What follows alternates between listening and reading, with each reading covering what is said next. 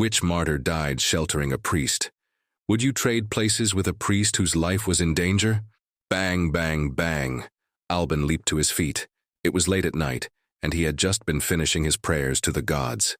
The sudden noise got him off his knees in an instant. Who could be at the door at this hour, in the pouring summer rains of Roman Britannia? An inhospitable place at any time of year. Alban strapped his sword on, just in case. Then he pulled a torch off the wall and, slowly and cautiously, opened the door. There, in a heap on the step, wet and exhausted, was a man. He looked harmless. "Who are you?" Alban said, feeling no threat from the stranger, but mistrustful nonetheless.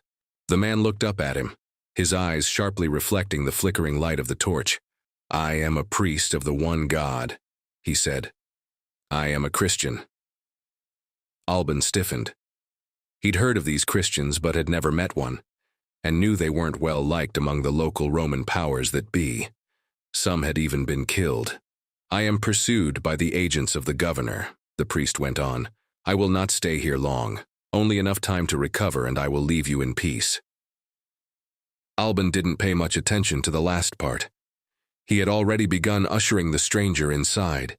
He took the priest's walking staff and wet cloak and threw another log on the fire. "You are welcome here," said Alban. "Sit, I will prepare you something hot.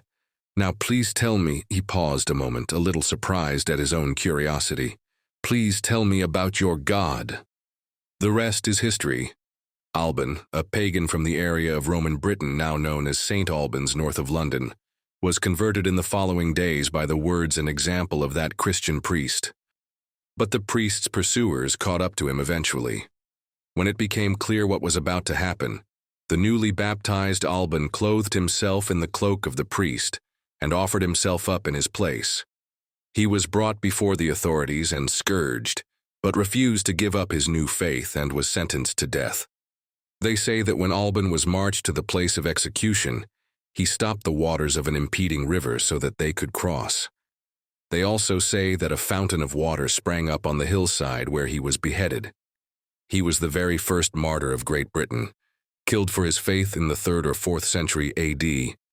The legends of St. Alban's life come to us mostly from the work of St. Bede the Venerable in the 8th century, but he has been revered in England since the 5th. He is one of the great patrons of that country which, we hope and pray, will soon return to her ancient faith. The old country sure has given us some great saints and scholars, hasn't she?